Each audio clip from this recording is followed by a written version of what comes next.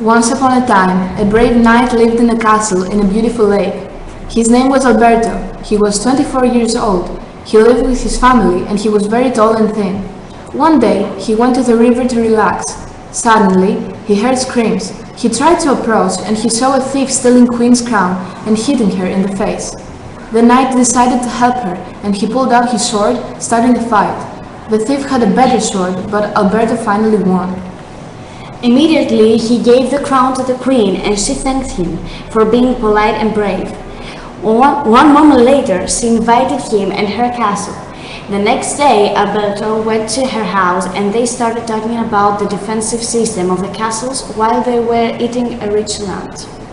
From that moment, they became friends and they started organizing everything in the castle in order to gain accomplishments. As time passed, they started to know better each other, and for that reason they decided to go hunting, as it was a widespread medieval practice. Although the hunt didn't go as planned, their relationship became stronger, and so they decided to marry. Once married, they started to set up the defensive system, whose main exponent was Alberto because the queen trusted him, but above all he was the best fighter too. The defensive system was completed soon, fortunately, because something was going to happen. A dragon got to the castle. It was very big, strong, and it was able to launch flames. Every fighter attacked the dragon, but it was useless, and they were beaten. Only Alberto kept fighting, and he started a hard battle with a dragon who took him over his limits. After a long battle, finally, Alberto could beat the dragon and save the castle. Once the dragon was defeated, the brave knight brought the head of the master to the queen as a trophy. The queen was happy because the flame-throwing monster is dead. The queen ordered to be made a throne with the dragon's head on top of it. Not far away of the dragon who was defeated by Alberto, another monster came and attacked the castle.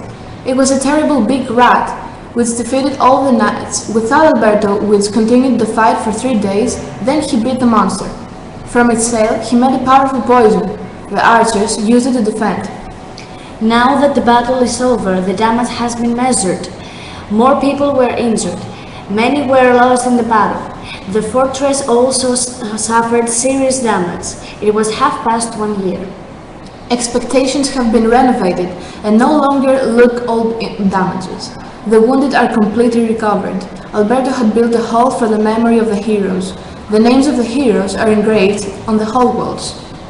Alberto and the princess child conceived. This was the royal family's happiness. The people have already begun to forget the damage caused by the rat. The children are laughing again in the empire. After the children's birth, everybody in the kingdom was extremely happy and was enjoying the newborn prince.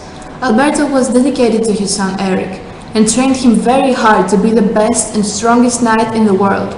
On Eric's 16th birthday, Alberto challenged him to create his own army and face the evilest enemy of the kingdom. Eric accepted it, but his mother was scared because she thought that he wouldn't be ready enough to fight it in a real war. Without a second thought, Eric created the royal army and went to the fight. As time was flying, everybody was afraid of him being dead. Alberto got heavily sick and betrayed it. He was in the verge of death. Suddenly, 3 days later, Eric shows up carrying the head of the enemy without having scars or wounds. As of a miracle, Alberto got up from the bed and ran to hug his son who won. He recovered totally and realized that his son was ready to be the next king. He gave him his sword and promised him his crown to be taken after his death. The royal family lived together for many years, till parents that separated them. Eric was ruling the kingdom as the next brave king alone until he met a gorgeous princess and lived happily ever after. The end.